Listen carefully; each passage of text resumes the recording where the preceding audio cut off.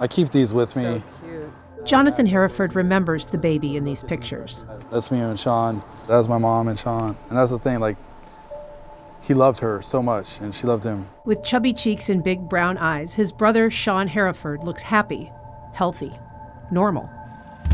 This is also Sean Harriford, the one arrested dozens of times for trespassing and vagrancy.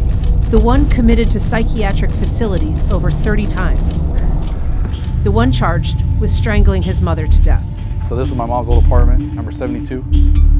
Right here, this is this is where everything happened. Jonathan Harriford grieves for his mother, a 4'11" Scottish woman, a breast cancer survivor, a woman who never really learned to drive. It's been very emotional, obviously. But he's also furious at a system he says failed all three of them. For years, his brother cycled in and out of jail cells and psych wards. A diagnosed schizophrenic who wouldn't take his medication, Sean grew increasingly unstable in his early 20s. You can clearly see that he's talking to the air.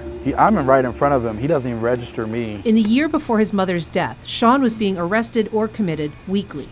Each time, released, as in this video taken 2 days after a local psych ward found him sane enough to be discharged. So please tell me how a doctor could release somebody like that and that kind of care to nothing, just on the streets. Harriford, who'd retired from the Marines to help his mother deal with Sean, began the process of becoming his legal guardian. He also filed paperwork to have him committed, believing the safest place for Sean was a psychiatric facility. That changed after he saw this. And this. And this.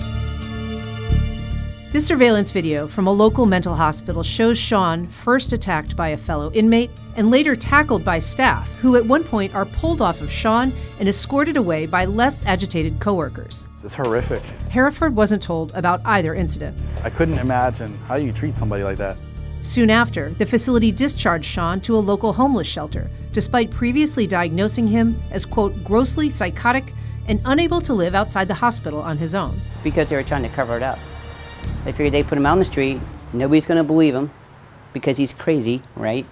Attorney Rusty Mead says the video, which was leaked to them by a hospital employee, shows an often hidden side of mental health treatment. Mead asked First Coast News not to name the hospital since legal action is pending.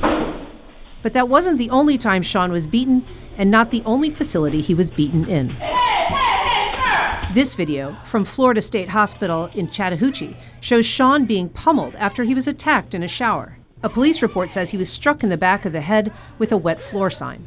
An inmate was on him for 15, so this is his face, that on his neck. These photographs show the results of yet another attack, this time at the Northeast Florida State Hospital in McClenny. He's getting beaten, he's getting kicked, he's being bit. You know, part of what might have added to Sean's psychoses was the fact that he was being abused in mental health facilities. Mead says these are just the cases they know about. That's not the only time that's ever happened. It's not the only time it's ever happened to Sean. It's not the only time it's ever happened to other patients in that facility. Harriford knows a lot of people would write off his brother or consider his crime too awful to merit mercy. He says he has no choice. He can't afford to lose another family member. When I was at my very lowest point, I realized if my brother's still alive, then I've got to continue to try to help him.